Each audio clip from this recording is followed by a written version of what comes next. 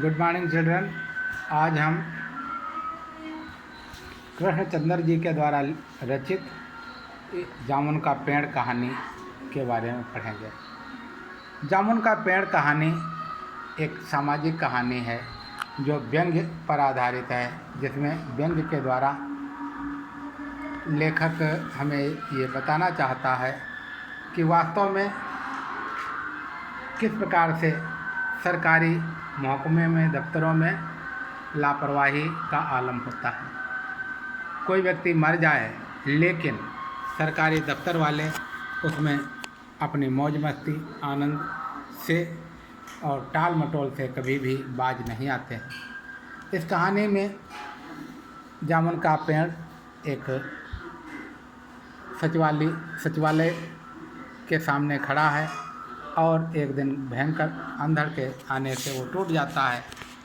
उस पेड़ के मीठे मीठे जामुन वहाँ के क्लर्क तथा दूसरे अधिकारी खाते थे, लेकिन दुर्भाग्य से वो गिर जाता है तो गिरने का सभी को मलाल तो होता है, लेकिन यहाँ पर उस पेड़ के नीचे एक व्यक्ति के दबे होने की सूचना मिलती है तो लोग उसे हटाना चाहते हैं, लेकिन कुछ लोग उसे रोक देते हैं कि तुम नहीं हटा सकते हो, क्योंकि जामुन का पेड़ ये सरकारी संपत्ति है और इसका निस्तारण होने के बाद ही उस व्यक्ति को निकाला जा सकता है। एक ऑफिस से दूसरे ऑफिस, दूसरे ऑफिस से तीसरे ऑफिस तक उस पेड़ को हटाने की फाइलें चलती हैं, लेकिन परिणाम कुछ नहीं होता है और कई दिनों तक वो व्यक्ति उसके नीचे दबा पड़ा रहता है।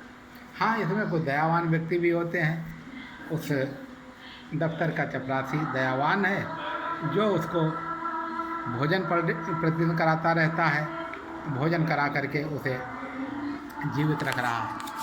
वह उसको बताता है कि आज यह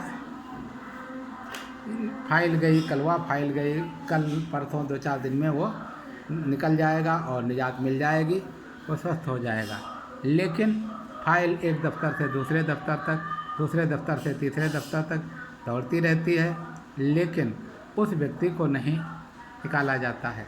कभी वो सचिव, कभी उप सचिव, कभी मुख्यमंत्री, प्रधानमंत्री या दूसरे लोगों के पास वो फाइल जाती है, लेकिन फाइल का निष्कर्ष नहीं निकलता। कभी वो हार्टिकल्चर डिपार्टमेंट में जाती है तो कभी एग्रीकल्चर डिपार्टमेंट में जाती है, कभी वो फॉरेस्ट डिपार्टमेंट में जाती है तो कभी सचिवालय में जाती है। कभी अब जब पता लगता है कि इसके नीचे दबा हुआ व्यक्ति जो है कवि है तो कल्चरल डिपार्टमेंट में जाती है और कल्चरल डिपार्टमेंट वाले भी उस फाइल को भेज देते हैं कि अरे इतना मशहूर कवि है और उसको इस प्रकार से उसको तुरंत निकाला जाए। लेकिन पता लगता है ये जामुन का पेड़ किसी विदेशी महान व्यक्ति के द्वारा लगाया गया था, जिसके कारण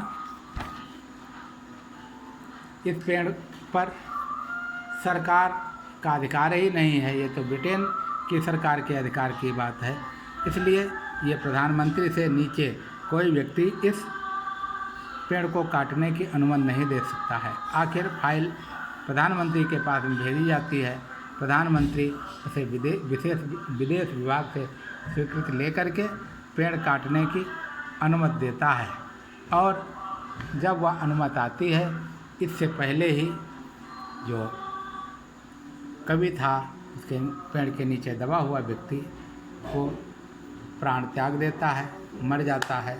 यानी कि एक व्यक्ति की मौत तो हो जाएगी, लेकिन उससे संबंधित फाइल पूरी नहीं होगी।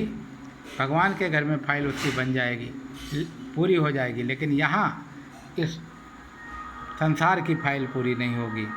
ऐसी निष्क्रियता, निकृष्टता हमारे कर्मचारियों में है। इसके कारण ही हमारा देश निरंतर पतन के मार्ग पर जाता है और आज समाज में अनाचार, अत्याचार, भ्रष्टाचार, अनेक प्रकार की बुराइयां व्याप्त हैं। ये केवल हमारे लोक सेवकों की, जो कर्मचारी अधिकारी हैं, इनकी खराब नीयत का परिणाम है। ये अगर अपने कर्तव्य का पालन करते हुए ठीक से कार्य करें तो निश्चित है कि हमारा देश सोने की चिड़िया जो कहा जाता था फिर बन सकता है। हमारे यहाँ का व्यक्ति परिश्रमी है, मेहनती है, लेकिन हमारे यहाँ के कर्मचारी इतने मक्कार हो गए हैं कि वह अपने कर्तव्य का पालन न करके अपने स्थान की फाइल दूसरी जगह भेजना चाहते हैं, दूसरे स्थान से तीसरी जगह पर, यानी एक एक करके सब उससे पीछा छुड़ाना चाहते हैं, काम नहीं करना चाहते। काम केवल वो तब करना चाहते हैं जब उसके बदले में उन्हें मोटी सी रकम मिले, कुछ अच्छे पैसे मिल जाएं। इस प्रकार से इस भ्रष्टाचार के युग में मैं कहना चाहता हूँ, यदि हम सरकारी कर्मचारी हैं अथवा बनने जा रहे हैं अथवा हमारे पास में इस प्रकार का कोई लोक या समाज का दायित्व है तो उसे निर्वाह करने में हमें किसी भी प्रकार की कोताही नहीं बरतनी चाहिए, बल्कि हमें आनंदपूर्वक दूसरे को सुख सुविधा को ध्यान में रखते हुए कार्य करना चाहिए, जिससे मैं भी सुखी रहूं और हमारा समाज भी सुखी रहे। तभी हमारा राष्ट्र सुखी होगा और हम अपने देश को सशक्त और समृद्ध बना पाएंगे। यदि हम अपने कर्तव्य से विमुख होते चले जाएंगे, कर्तव्यहीनता का दोष हमारे में रहेगा, हम अपने को उस कार्य से विरत रखेंगे जो हमारा कर्तव्य है, तो कार्य कभी पूरा ही नहीं होगा और हम पतन के मार्ग पर बढ़ चलेंगे और एक न एक दिन हम फिर उसी गुलामी की जंजीर में जकड़ जाएंगे जिसके लिए लाखों अमर शहीदों ने बलिदान किया है।